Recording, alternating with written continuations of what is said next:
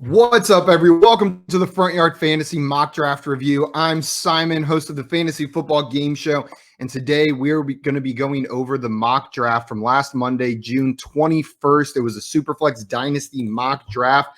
Let's pull up that draft board and go ahead and get started. This is what the draft board looked like. Obviously, this wasn't a full Dynasty league. We only did 12 rounds? We did 12 rounds of this draft. Due to time constraints, we had about an hour. In a real Dynasty league, this would go on about 10 rounds longer. So take these grades with a slight grain of salt. We're just going over the first 12 rounds. Let's dive right in. The first thing I want to do is start with team number one, drafting from the one spot. From a quarterback, running back, tight end combo, I don't think there could be a better start. Going Patrick Mahomes in the first overall pick, Travis Kelce to round out the second round, and then Derrick Henry with the first pick of the third.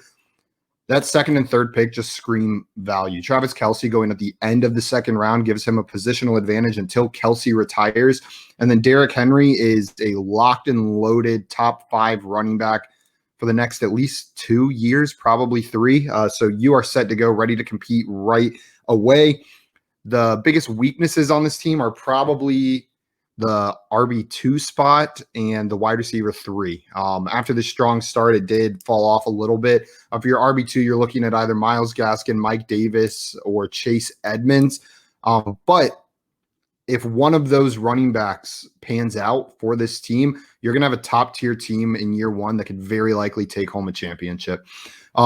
I'm fine with their quarterback 2 between Kirk Cousins and Ryan Fitzpatrick. That's a perfect QB2 in Superflex leagues. And for those of you that don't know, Superflex means you can start 2 quarterbacks. There's an additional flex spot where you can put a quarterback in on top of a running back, wide receiver, tight end.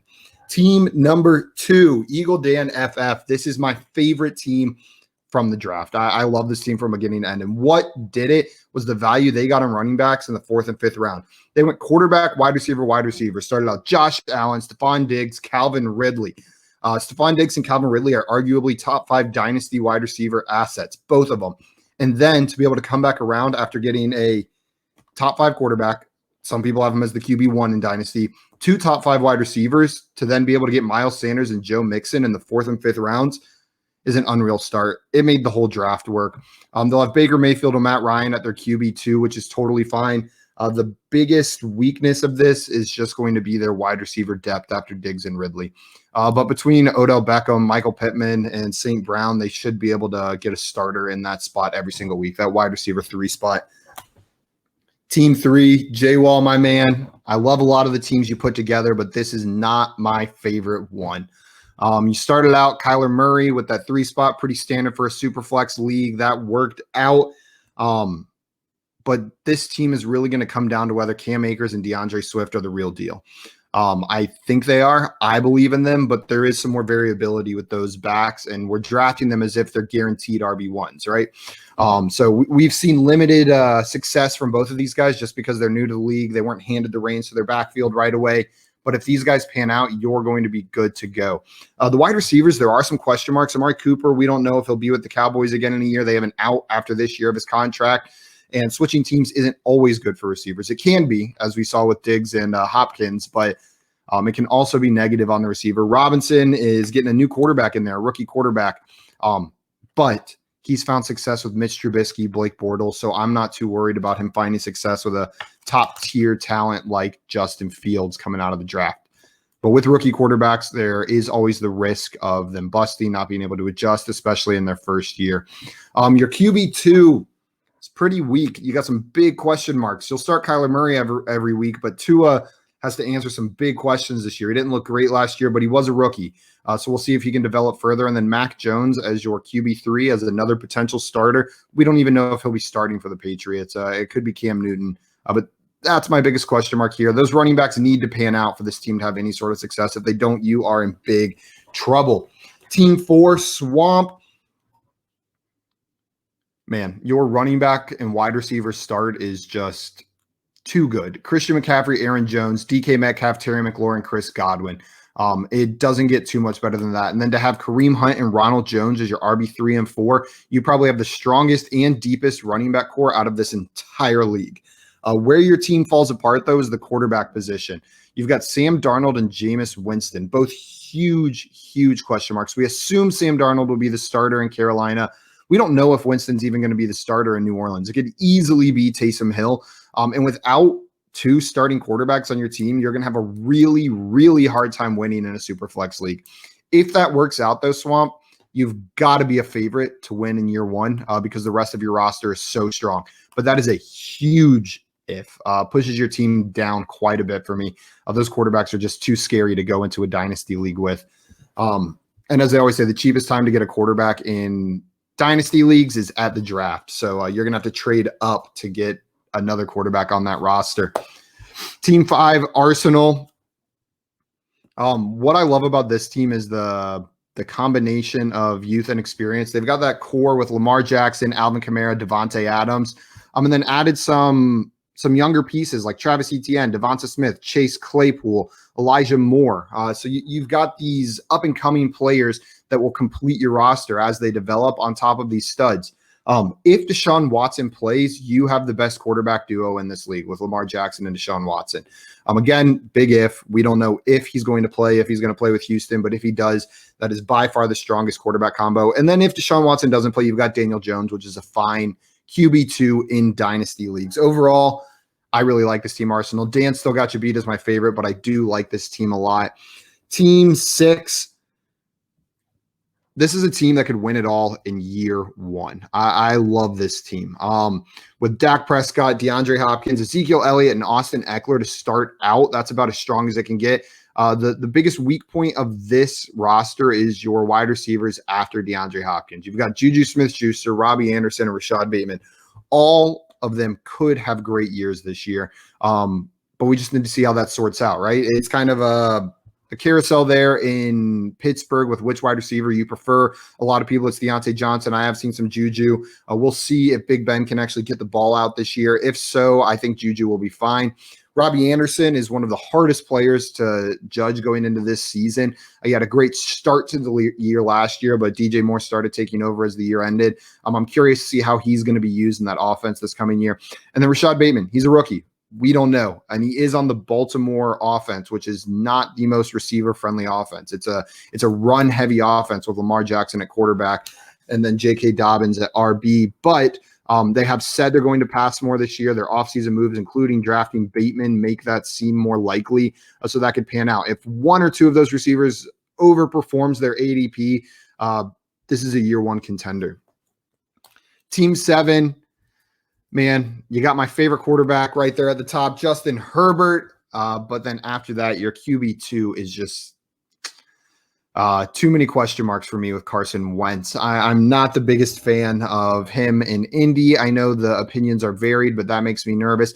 Outside of that, though, this team is good to go. Nick Chubb, Clyde Edwards-Helaire, Josh Jacobs. You're not quite on Team 4 Swamp Nola's level as far as running back depth goes, but you're pretty close. You've got a pretty solid core there. I do like backing up Jacobs with Drake. I don't always like to grab the backup to a running back, but in the Las Vegas situation, I think it makes sense. And then the value on Mike Evans in the 5th round and Tyler Lockett in the 8th round is phenomenal to me. I love grabbing these slightly older wide receivers in dynasty startups. People are all about the shiny new toy. So you get some really good value on guys like Mike Evans, Allen Robinson, Amari Cooper, Kenny Galladay. Those guys are just primed to be drafted a little bit later and help complete your dynasty team. But on top of that, you also grab CeeDee Lamb and Jalen Waddle. CeeDee Lamb, he's my favorite wide receiver that came out in last year's class still. I have him ranked ahead of Jefferson, even though Jefferson outperformed him last year. So I love that pick. And then Jalen Waddle in the 7th round is a phenomenal value on the highly talented rookie wide receiver. Julia Jones, or our friend NBA Rigged. There's just a lot of unknowns on this team. Usually you draft bangers, and this team could be top tier, but there's a lot that needs to go right, starting with your quarterback position. Trey Lance and Zach Wilson, both highly drafted rookie quarterbacks coming in, but that doesn't always correlate to success. Between Trevor Lawrence, Justin Fields, Trey Lance, Zach Wilson, and Mac Jones, there is no way that all 5 of them find success in their rookie year.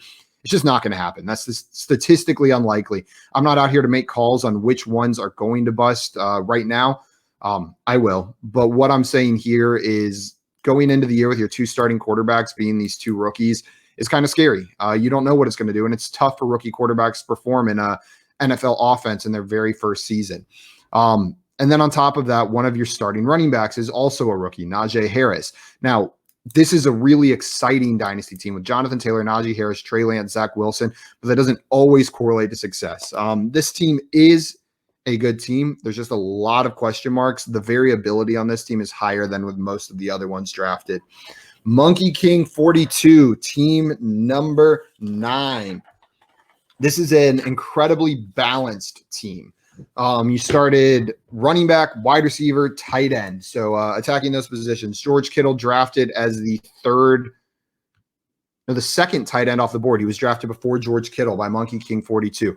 That is high for me for Pitts, but that's just a nerves thing for me. I have a hard time trusting tight ends coming into the league and my ability to grade them. I missed so hard on OJ Howard. Now, Kyle Pitts is a different kind of tight end. So if you want to draft him as the second tight end off the board in Dynasty, I have no problem with that. I'm just not going to be doing it. But that being said, I'm not going to let that hurt how I judge this team because I think it's perfectly valid to draft him there. The wide receivers here are exciting with Justin Jefferson and Brandon Ayuk and Rondale Moore as the kind of young guns, the young superstars or potential superstars. But on top of that, you've got Cooper Kupp, DJ Chark, as these kind of more experienced guys. Chark not so much, but Kupp is an anchor that you can start every single week while you see if these younger guys kind of develop into more. If these can be every week starters, every week wide receiver ones. Next up is my team. This is how I like to draft dynasty teams. I went for it. The only difference here is I went double quarterback early instead of a tight end early. So I mixed things up there. And I'm not thrilled with how this team turned out. I love the wide receivers. The wide receivers are god tier on my team. I will fight anyone who says I don't have the best wide receiver core in this league with Tyreek Hill, Michael Thomas, T. Higgins, Jerry Jeudy, Robert Woods. Like, come on. But then for running back, it breaks down pretty quick.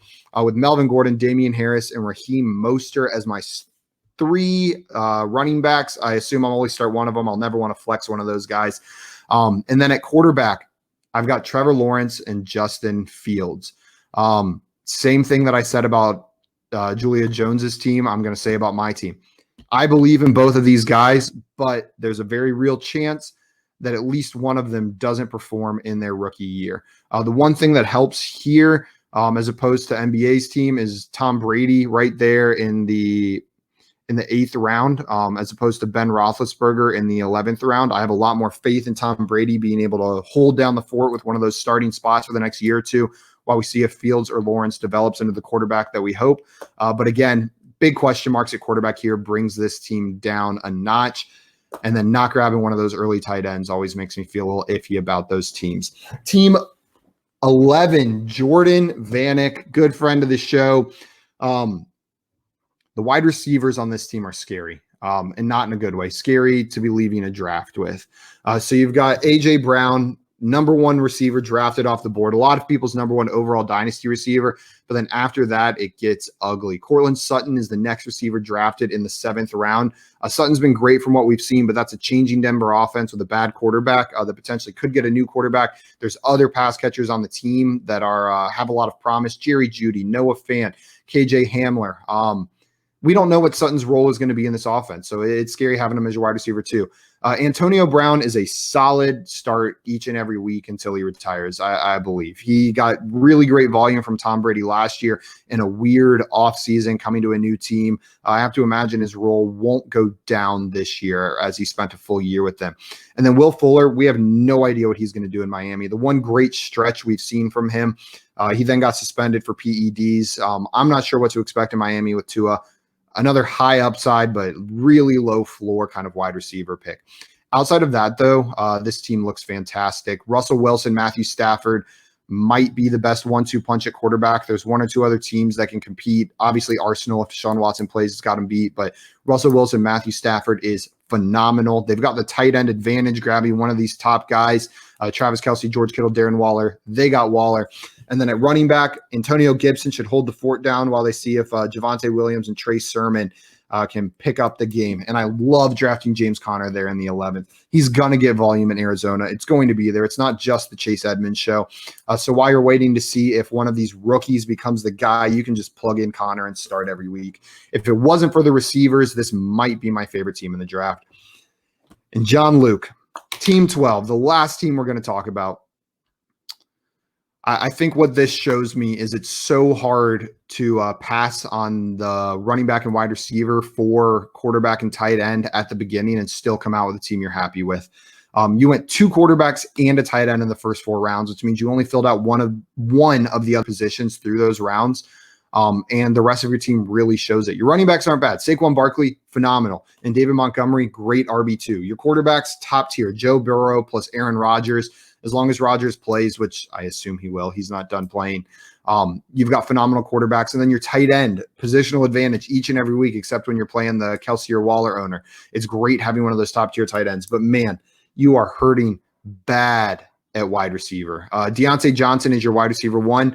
Fine. But then Laviska Shenault, Julio Jones, Deebo Samuel, Michael Gallup. I'm just not comfortable with those as my wide receivers 2 through 3. Especially in a dynasty league. I assume Julio Jones is going to be a stud again this year, even with A.J. Brown in Tennessee. But how many more years are we going to get out of him? 1, 2. Laviska Shenault, we have no idea whether he or DJ Chark is going to be the wide receiver 1 there. Eileen Visca, but it could pan out either way. And they're on an offense that struggled heavily last year. Now with a rookie quarterback, we don't know what's going to happen there. Deebo Samuel, not convinced of his role in the 49ers offense with Ayuk, Kittle, everybody healthy. We'll have to see how that plays out. And then same thing with Gallup. I believe in the Cowboys offense to be able to support 3 receivers, but that depends on Dak's health. We saw last year, Dak goes down, Gallup disappears. There's just a lot of question marks. There's no sure things at receiver here that make me really nervous about this team.